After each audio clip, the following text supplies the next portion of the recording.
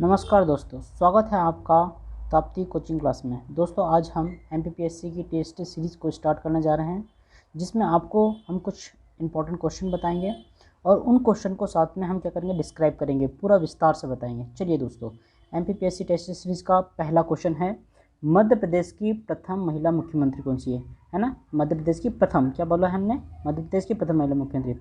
क्या विजय राजे सिंधिया है, उमा भारती है, निर्मला यादव है, विमला शर्मा है ना दोस्तों। तो इसका आंसर हो जाएगा, आप जानते ही होंगे, पहली महिला मुख्यमंत्री है ना, प्रथम महिला मुख्यमंत्री कहाँ की, मध्य प्रदेश की, वो हो गई आपकी उमा भारती। ठीक है, उमा भारती जी के बारे में जान लेते हैं हम कि ये क्या है, बीजेपी की नेता है। किसकी, बीजेपी की। और ये जो मुख्यमंत्री बनी थी, कब बनी थी, 2003 में बनी थी, है ना। और कब तक के रही, 2004 तक के रही, है ना। 2003 में भी कब बनी थी, दिसंबर में बनी। और उसके बाद में ये लगभग अगस्त में इनका क्या हो गया, इनने त्याग पत्र दे दिया। ठीक है, तो इस प्रकार से पहला क्वेश्चन का आंसर क्या हो जाएगा आपका, उमा भारती। ठीक है, क्वेश्चन दूसरा नंबर देखते हैं, क्वेश्चन सेकंड। सिंधु घाटी की खुदाई में मिले अवशेषों में तत्कालीन व्यापारिक और आर्थिक विकास की घोतक निम्न में से कौन से हैं। ठीक है, क्या बोल रहा है क्वेश्चन में, सिंधु घाटी की खुदाई में मिले अवशेषों में तत्कालीन व्यापारिक और आर्थिक विकास के घोतक निम्न में से कौन से। तो देखिए दोस्तों, व्यापार की बात जब भी की जाएगी तो व्यापार में क्या होगा आपका, क्या आपको मिट्टी के बर्तन दिखाई देंगे, मुद्राएं दिखाई देंगी, नावें दिखाई देंगी, या मकान। तो व्यापार में क्या होता है दोस्तों, मुद्राएं। क्या होती है, मुद्राएं। देखो, सिंधु घाटी सभ्यता के लोग क्या करते थे, ईरान में जाके, दूसरे देशों में जाके व्यापार करते थे। ठीक है, तो अब वो व्यापार किससे करेंगे, आपका मुद्रा से करेंगे ना। जब सिंधु घाटी सभ्यता की खुदाई हुई तब हमको क्या मिले, मुद्राएं मिली, है ना। एक श्रृंगी मुद्राएं मिली, है ना, कुछ मोहरें मिली, है ना, मोहरें। ठीक है, ये मोहरें मिली। तो दोस्तों क्या है कि ये सब चीज़ें हमको वहाँ से प्राप्त हुई है, तो इसलिए हम कह सकते हैं कि इसका आंसर क्या होगा, मुद्राएं, है ना। क्या होगी, मुद्राएं। स्वाभाविक सी बात है कि व्यापार करने के लिए आपको क्या होगा, पैसे की आवश्यकता पड़ेगी। ठीक है, थर्ड नंबर का क्वेश्चन देखते हैं दोस्तों हम, कि ये सही जोड़ी से रिलेटेड है ना, सही जोड़ी। और इसमें देखो दोस्तों, आपको क्वेश्चन एक है लेकिन आपको क्या है, ये 4 क्वेश्चन मिल रहे हैं यहाँ पर, है ना, 4 चीज़ों के आंसर मिल जाएंगे। पहला क्वेश्चन, थर्ड नंबर क्वेश्चन का पहला ऑप्शन देखिए, बॉम्बे क्रॉनिकल। पहले तो ये देखते हैं कि ये समाचार पत्र के बारे में बात कर रहे हैं और प्रारंभ करने वाले व्यक्ति, किसके बारे में, प्रारंभ करने वाले व्यक्ति। तो आप बता दें कि बॉम्बे क्रॉनिकल किसने बनाया है, कॉमनवेल्थ किसने लिखा है, लीडर किसका है, और सर्चलाइट किसका है। ठीक है दोस्तों, ये चारों है। तो बॉम्बे क्रॉनिकल किसका हो जाएगा आपका, बताएं। बॉम्बे क्रॉनिकल हो जाएगा आपका फिरोज शाह मेहता का। किसका हो जाएगा, फिरोज शाह मेहता साहब का बॉम्बे क्रॉनिकल, मतलब ए ऑप्शन ये हो गया। ठीक है, इसके बाद में आते हैं कॉमनवेल्थ। कॉमनवेल्थ किसका हो जाएगा, कॉमनवेल्थ हो जाएगा आपका एनी बेसेंट का, है ना। कौन सा, एनी बेसेंट। तो बी हो जाएगा आपका एनी बेसेंट। दोस्तों एनी बेसेंट बहुत इंपॉर्टेंट है आपके लिए। क्यों, क्योंकि देखिए एनी बेसेंट से क्वेश्चन कैसे बनते हैं। एनी बेसेंट का ये है कि ये प्रथम कांग्रेस की महिला अध्यक्ष है, प्रथम कांग्रेस की महिला अध्यक्ष है। ठीक है, कांग्रेस की महिला अध्यक्ष। इसके कारण क्या हो जाता है, ये आपका क्वेश्चन बन जाता है कि प्रथम कांग्रेस की महिला अध्यक्ष कौन है, तो हो जाएंगी आपका एनी बेसेंट। दूसरा ये कि ये कहाँ की है लेडी है, आयरलैंड की है। कहाँ पर, आयरलैंड से आई थी, इसलिए तो ये प्रथम भारत की महिला क्या होगी, महिला कांग्रेस अध्यक्ष होगी, है ना। लेकिन यहीं पे बात की जाए कि प्रथम भारतीय, किसकी बात की जाए, भारतीय की बात की जाए, तो पहले भारतीय महिला कौन हो जाएगी आपकी, सरोजनी नायडू। कौन हो जाएगी, सरोजनी नायडू। ठीक है दोस्तों, ये हो जाएगी आपकी प्रथम। और ये कब कब थी, ये 1925 में। कब थी, 1925। 1924 को गांधी जी बने थे अध्यक्ष और उसके बाद में सरोजनी नायडू बनी थी। तो आपका ये क्वेश्चन आ गया। तो आपके यहाँ से क्या क्वेश्चन मिले कि एनी बेसेंट प्रथम कांग्रेस की महिला अध्यक्ष हो गई, प्रथम, है ना, 1917 में। आप सन भी याद रख सकते हैं, 1917 बहुत इंपॉर्टेंट क्वेश्चन है। और दूसरा क्या है कि सरोजनी नायडू पहली भारतीय महिला कांग्रेस अध्यक्ष बनी। ठीक है, तो ये 1925 में बनी। ठीक है, इसके बाद में देखिए लीडर। लीडर किसका हो जाएगा आपका, बताएं, लीडर किसका हो जाएगा, मदन मोहन मालवीय का। सी नंबर क्या हो जाएगा का, सी नंबर, ये मदन मोहन मालवीय में क्या आ जाएगा, सी। अब देखिए दोस्तों, मदन मोहन मालवीय जी ने क्या किया, है ना, क्या लिखा, एक तो समाचार पत्र लिखा आपका सबसे पहला। तो मदन मोहन मालवीय का क्या हो गया आपका, समाचार पत्र। ठीक है, इसको थोड़ा बड़ा कर लीजिए। देखो, मदन मोहन मालवीय जी ने लीडर लिखा, साथ ही साथ में क्या लिखा आपका, देखते हैं हम लोग। पहला तो ये हो जाएगा लीडर।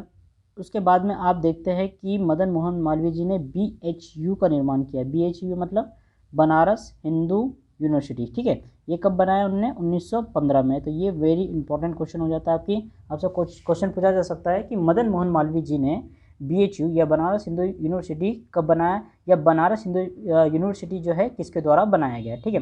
इसके बाद में आता है सर्च लाइट। सर्च लाइट का ऑप्शन क्या है? ये वाला है ना। तो सर्च लाइट किसका है? सच्चिदानंद सिन्हा। और सच्चिदानंद सिन्हा जो है आपके जो संविधान सभा बनी थी, है ना, सर्वप्रथम जो संविधान सभा बनी थी उसके प्रथम अध्यक्ष थे। ये क्या है? प्रथम अध्यक्ष। तो आपका यहाँ से बन जाएगा प्रथम अध्यक्ष। तो प्रथम अध्यक्ष आपके कौन हो गए? सच्चिदानंद सिन्हा साहब। तो आपका ऑप्शन में देखो सबसे सच्चिदानंद सिन्हा क्या है? लास्ट चौथा ऑप्शन है ना।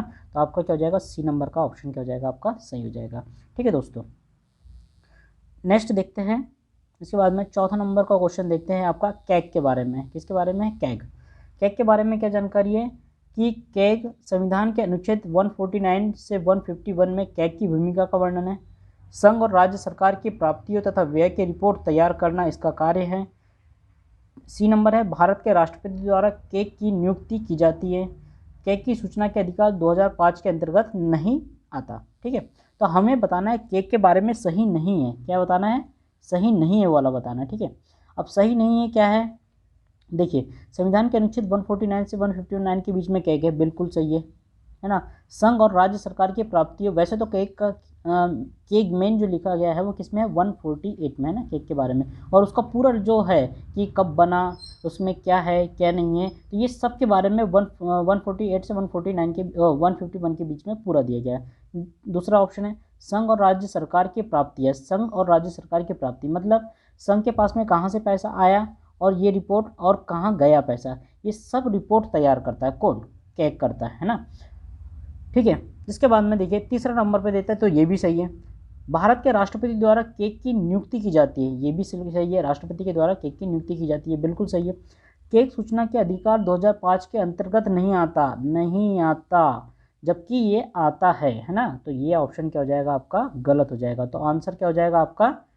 D नंबर का, क्योंकि ये नहीं लिखा हुआ। यदि यहाँ पर लिखा होता है तो ये भी सही होता है। तो सूचना के अधिकार 2005 के अंतर्गत क्या आता है? आपका कैग आता है, ठीक है दोस्तों। तो ये कौन सा क्वेश्चन हो जाएगा? आपका चौथा नंबर का क्वेश्चन हो जाएगा, ठीक है दोस्तों।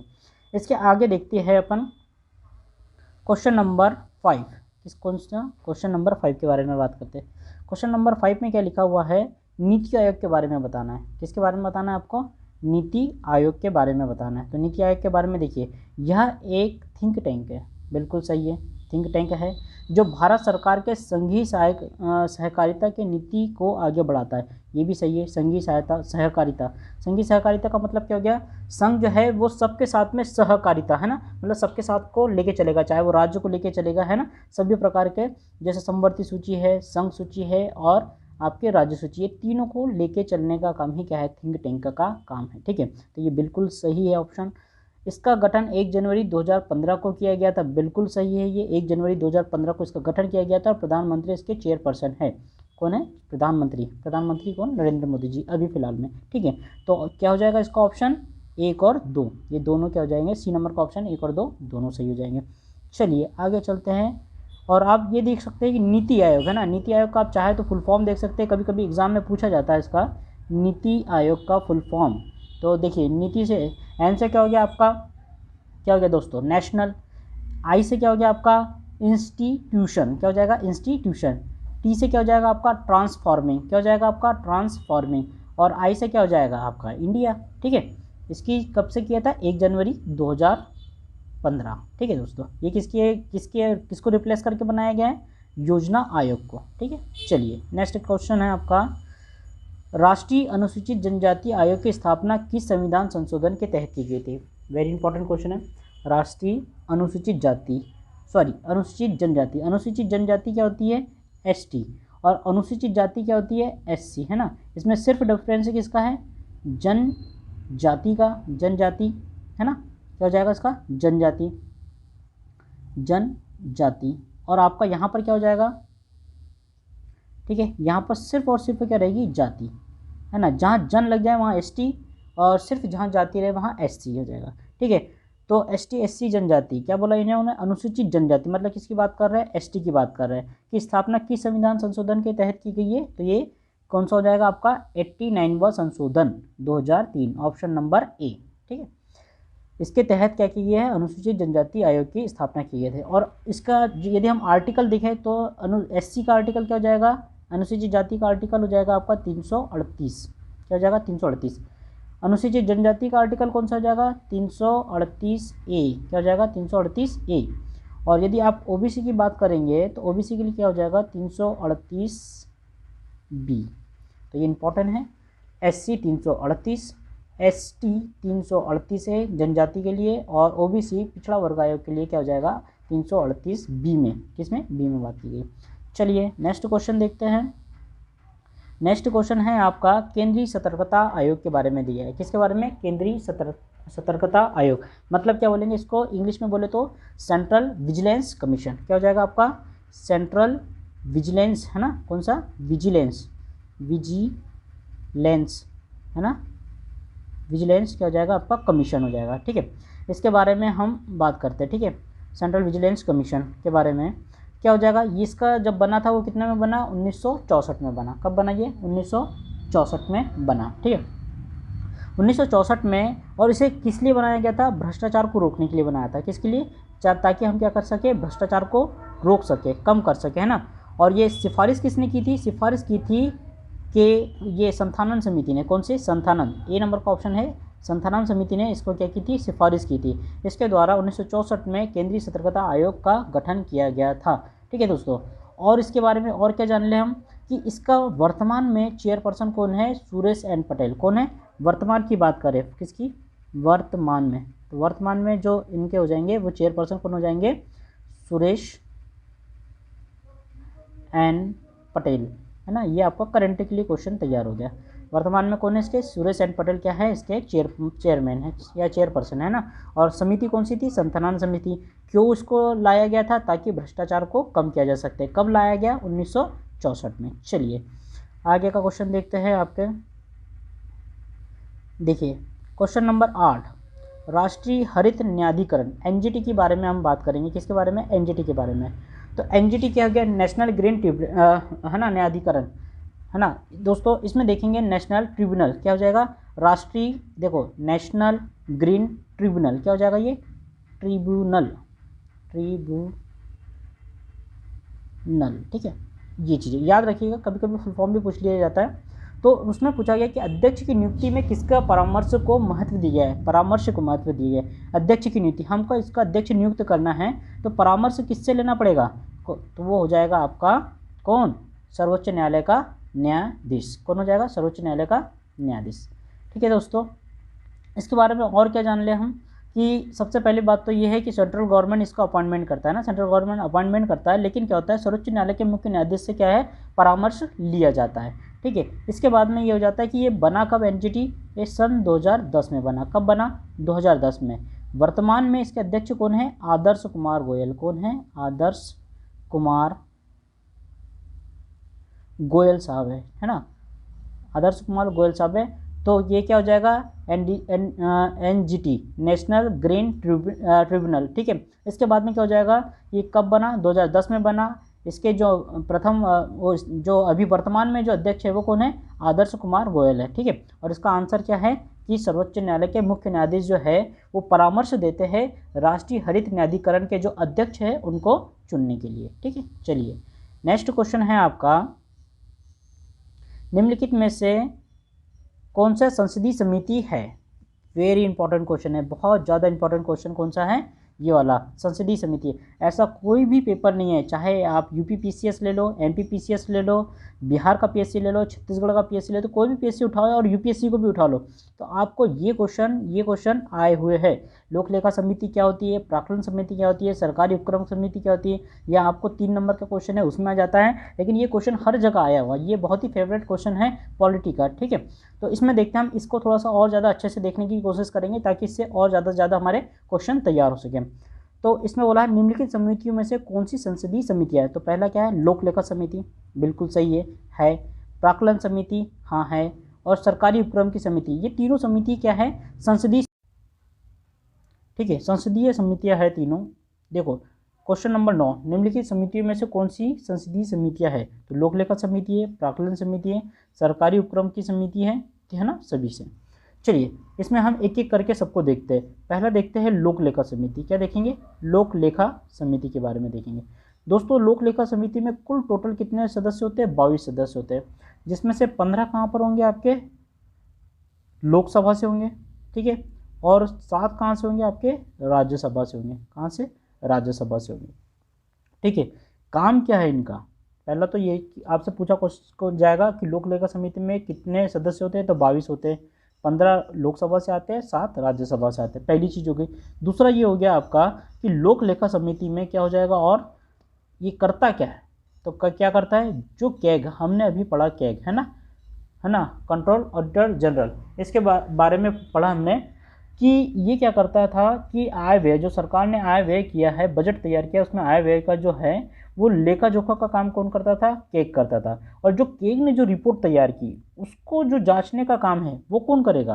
केग की रिपोर्ट को जांचने का काम करता है भैया आपका लोक लेखा समिति। ये बहुत ही इंपॉर्टेंट क्वेश्चन है, तो आपसे पूछा जा सकता है केग की जो रिपोर्ट है उसको जांचने का काम है ना, उसको जांचने का काम कौन करेगा? लोक लेखा समिति करेगी। दूसरा नंबर है आपका प्राक्कलन समिति। प्राक्कलन समिति में 30 सदस्य होते हैं। कितने? 30। और 30 के 30 किससे होंगे? आपके लोकसभा से होंगे। किससे होंगे? लोकसभा से होंगे, ठीक है। और इनका काम क्या होगा? इनका काम क्या होगा? जो बजट में सम्मिलित अनुमान, मतलब बजट तैयार किया आपने, है ना, बजट किया, बजट इसलिए तय है ना कि हम साल भर में कितना खर्च करेंगे, ठीक है। हमने अनुमान लगा लिया कि भैया मान लो कि आपका 80,000 करोड़ रुपए आप शिक्षा के ऊपर खर्च कर रहे हैं, तो ये क्या करेंगे कि 80,000 रुपये कर रहे हैं, सरकार कर रही है खर्च, ये नहीं कर रही है, तो प्राक्कलन समिति क्या है? उसका अनुमान लगाएगी, है ना, कि इन्होंने क्या वाकई में जो बजट बनाया है इसके अंतर्गत ये कर रहे हैं या नहीं कर रहे। और क्या काम करेगी कि जो लोक व्यय मतलब क्या होता है? जनता के द्वारा, जनता के लिए। लोक व्यय मतलब क्या? कि लोक मतलब जनता, जनता के लिए यदि खर्च करना है ना, तो वो बताते हैं कि कहाँ कहाँ पर आप जनता के लिए खर्च कर सकते हैं। ये उनको क्या देते हैं? सुझाव देते हैं ना। ये सुझाव देने का काम प्राक्कलन समिति कर सकती है। किसको? सरकार को, ठीक है। इसके बाद में देखते हैं सरकारी उपक्रम। चलिए सरकारी उपक्रम को देख लेते हैं, है ना। तीसरे नंबर पे सरकारी उपक्रम का क्या काम है भैया? देखिए इसमें कुल टोटल होता है आपके 15 सदस्य होते हैं। 15 सदस्य होते हैं, 15 में से जो 10 सदस्य होंगे वो किसके होंगे? लोकसभा के, ठीक है। और 5 सदस्य किसके होंगे? राज्यसभा के होंगे। ये एक चीज़ हो गई।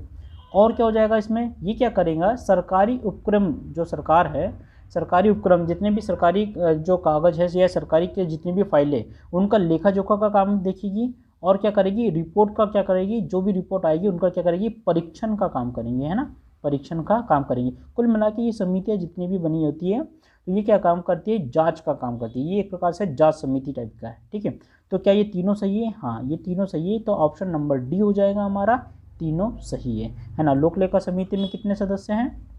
22 है। प्राक्कलन समिति में 30 है। और सरकारी उपक्रम समिति में कितने हो गए? 15। तो इस प्रकार से ये तीनों हैं, और तीनों 1 2 3। ये बहुत ही इंपॉर्टेंट क्वेश्चन था, ठीक है। चलिए नेक्स्ट क्वेश्चन है आपका, मध्य प्रदेश में राज्यसभा की कितनी सीटें?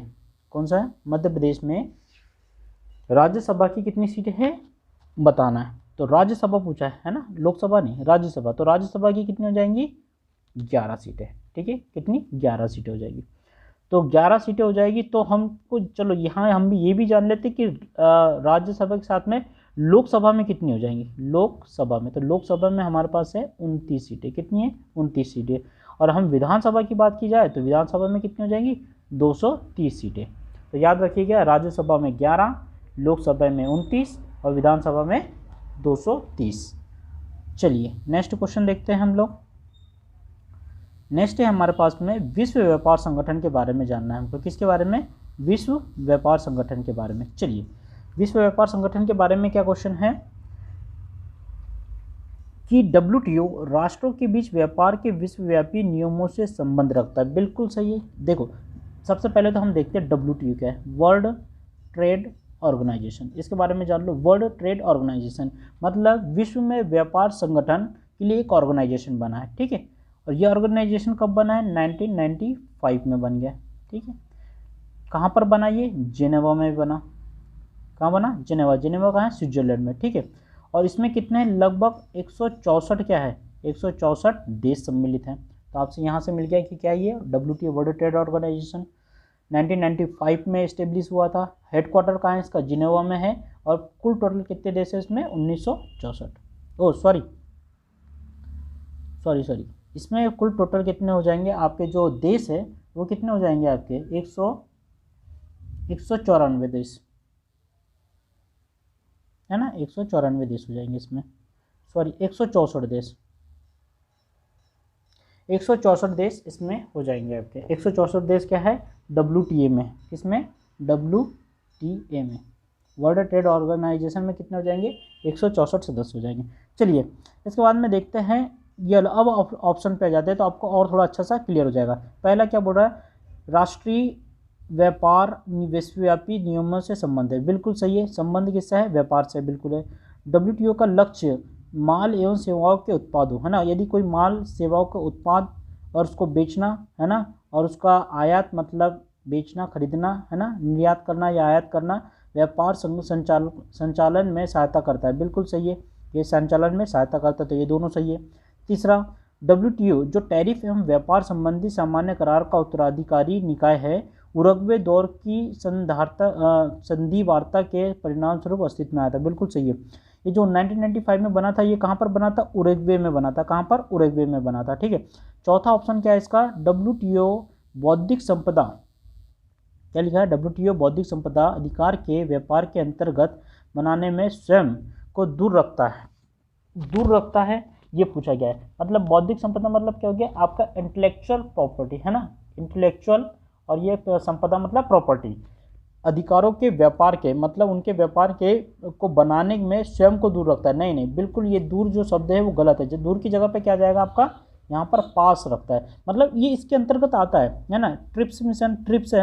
ट्रिप्स समझौता हुआ था, इसके अंतर्गत इंटेलेक्चुअल प्रॉपर्टी को रखा गया था, इसमें कितने हैं, 7 होते हैं ना, इंटेलेक्चुअल प्रॉपर्टी कितने, 7। जैसे आपने कोई पैटर्न बनाया, आपका कुछ खुद का है, कोई आपने डिस्कवर कर लिया तो उसको कुछ पैटर्न बना लिया आपने, है ना, उसको पैटर्न बोलेंगे, तो वो यदि आपने कर लिया तो कोई दूसरा आपसे छीन नहीं सकता, मतलब ये क्या हो गया, आपकी इंटेलेक्चुअल प्रॉपर्टी होगी।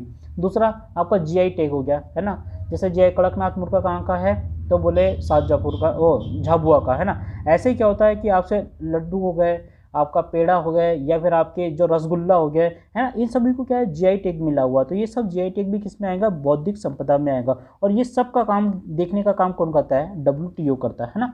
चलिए तो इसमें क्या हो जाएगा, ये चौथा ऑप्शन जो है वो आपको गलत हो जाएगा। गलत क्यों हो जाएगा, क्योंकि यहाँ दूर बोला, यदि यहाँ पास बोला होता है तो ये क्या हो जाता है, क्या हो जाता है, चारों ऑप्शन उसके सही हो जाती। तो देखिए 1 2 3, तो ये पहला ऑप्शन जो है A नंबर का 1 2 3 ये आपका सही हो जाएगा।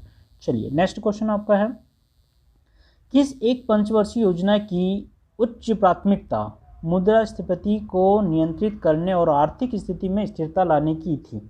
किस एक पंचवर्षीय योजना की उच्च प्राथमिकता मुद्रास्फीति को नियंत्रित, अब देखिए इसमें क्या बात की गई है कि कोई पंचवर्षीय योजना, सबसे पहले तो देखते हैं पंचवर्षीय योजना 1951 में चालू हुई थी। पहली बात तो ये कि पंचवर्षीय योजना को समाप्त कर दिया गया, ठीक है, लेकिन हम जान लेते कि स्टार्ट कब हुई थी, 1951 में हुई थी ना। 1951 से 55 तक के चली, 55 से कब तक के चली, ये 61 तक के चली, 61 से 66 तक के चली, और 66 से फिर जो 69 तक के था, ये इसमें क्या है, पंचवर्षीय योजना का काम नहीं हुआ था। क्यों नहीं हुआ था, क्योंकि 1962 में क्या हो गया था, आपका चीन के साथ युद्ध हो गया था, उसके बाद में 1965 में पाकिस्तान के साथ युद्ध हो गया था। दोनों ही युद्ध में हमारी बहुत क्षति हुई, है ना। देखो हराया तो था हमने पाकिस्तान को, लेकिन फिर भी जब भी कोई युद्ध होता है तो स्वाभाविक सी बात है कि जन धन की हानि होती है। तो इसमें क्या हो गया था, हमारे जो मतलब रिसोर्सेस है वो कम हो गए थे, है ना, पैसों की कमी आ गई थी।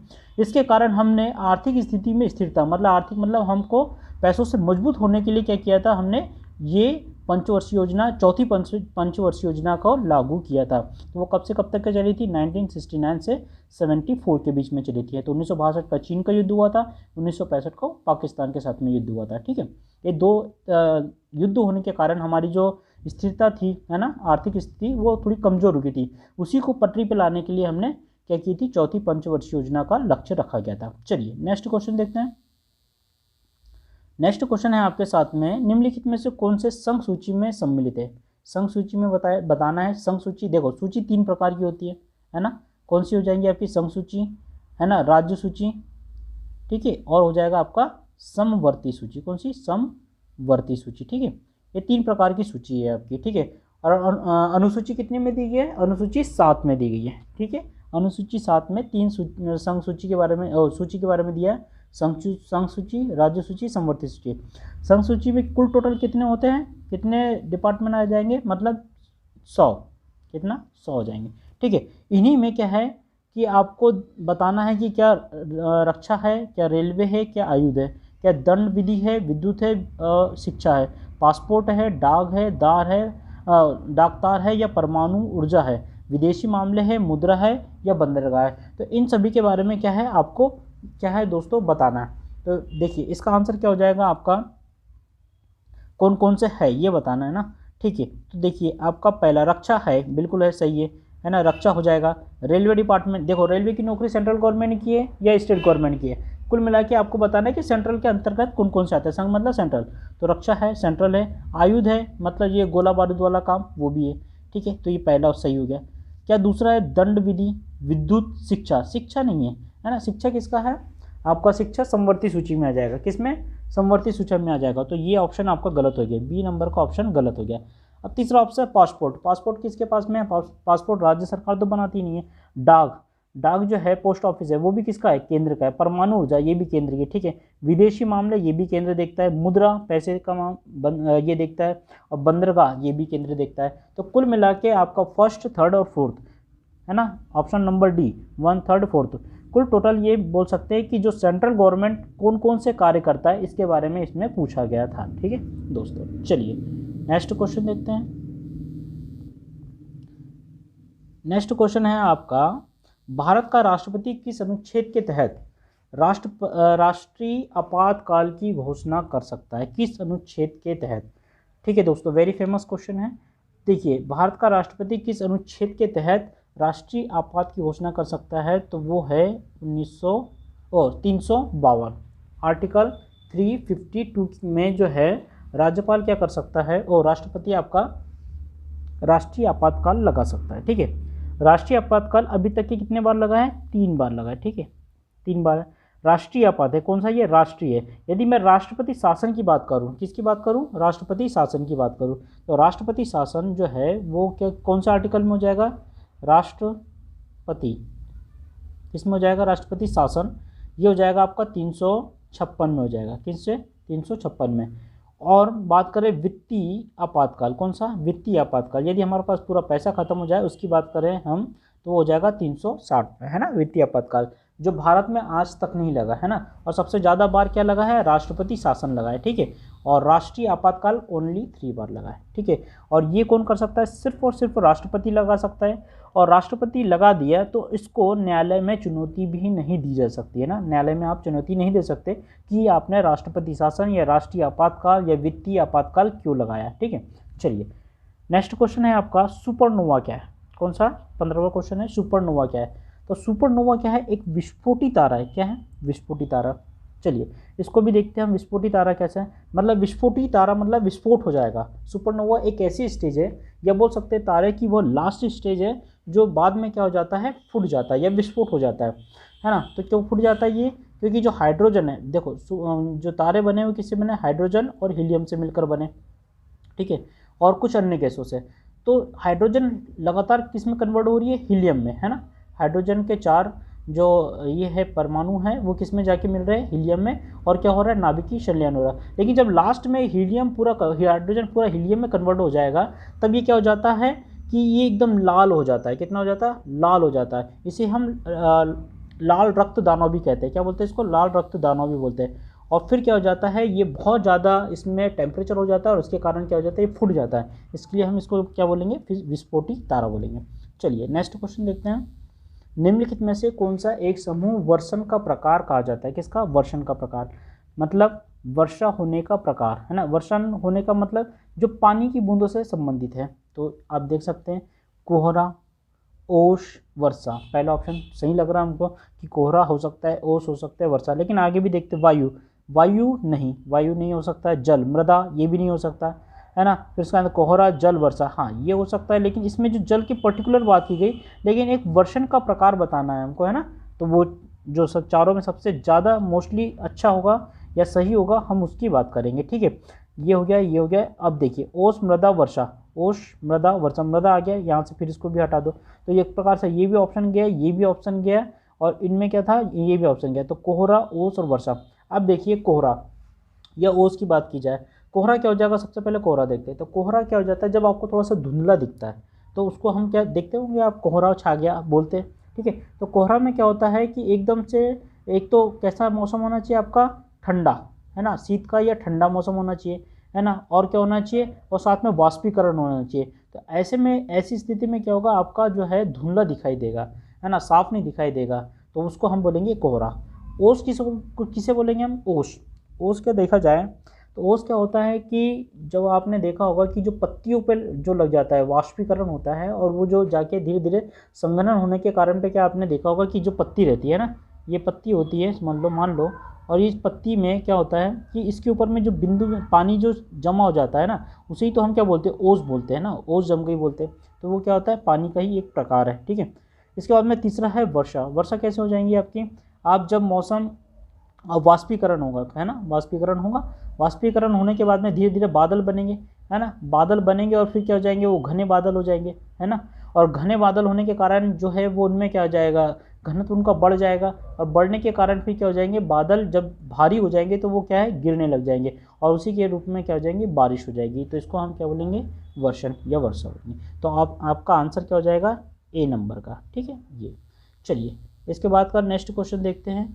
चिली और पेरू के तट से दूर शीत जल उत्प्रवाह से बनी धारा क्या कहलाती है, क्या कहलाती है भैया, ये बताइए। कहाँ पर, पेरू तट पर और चिली। तो देखिए, अल नीनो, हम्बोल्ड, अगुलहास या कैंडी। इसका सही आंसर हो जाएगा आपका क्या, हम्बोल्ड की धारा, है ना, क्योंकि इसको पेरू की जलधारा या हम्बोल्ड की जलधारा दोनों बोलते हैं, ठीक है। और इनमें क्या बोला है, शीत जल मतलब हो जाएंगी आपका कोल्ड करंट या ठंडी जलधारा। कौन सी, ठंडी जलधारा। ये क्या है, जलधारा है ना, ये चारों क्या है, जलधारा है, ठीक है। अब इसमें देखो, याद करने के लिए आपको एक मैं बताता हूँ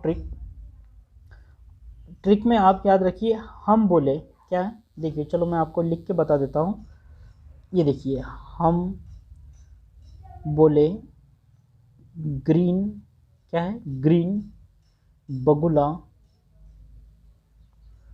हम बोले ग्रीन बगुला क्यों केला फेंक रहा है, ठीक है। दोस्तों यदि आपने इसको याद कर लिया तो आपको जलधारा के क्वेश्चन आराम से पूरे बन जाएंगे। क्यों, क्योंकि ये जितनी भी है ये कौन सी हो जाएंगी, आपकी ठंडी जलधारा। जब ठंडी जलधारा ये है तो जो बची है वो क्या हो जाएगी, आपकी गर्म जलधारा। हम बोले मतलब यहाँ से हो जाएंगी आपकी हम्बोल्ड की जलधारा। ये देखो, ये हम्बोल्ड आ गया, तो हम बोले से हम्बोल्ड, है ना, तो यहाँ से क्या हो जाएगा, हम्बोल्ड की जलधारा। ले से हो जाएगी आपका लेब्रोडोर, है ना, लेब्रोडोर की जलधारा। ग्रीन से क्या हो जाएगी आपका ग्रीनलैंड, किस कौन सी, ग्रीनलैंड की जलधारा, ठीक है। बगुल से क्या हो जाएगा, बगुलहास की जलधारा। कौन सी, बगुलहास की जलधारा, ठीक है। इसके बाद में हो जाएगा क्यू से क्यूराइन की जलधारा। कौन सी, क्यूराइन की जलधारा,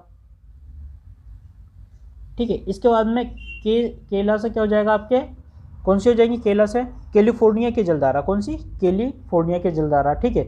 और ये फैक का मतलब यहाँ पर हो जाएगा एफ से फॉकलैंड की जलधारा, ए से हो जाएंगी आपकी अकोष्टक की जलधारा, और के से हो जाएंगी कनारी की जलधारा। तो देखो दोस्तों, ये सब जो जलधारा है वो कौन सी है, ठंडी जलधारा है, ठीक है।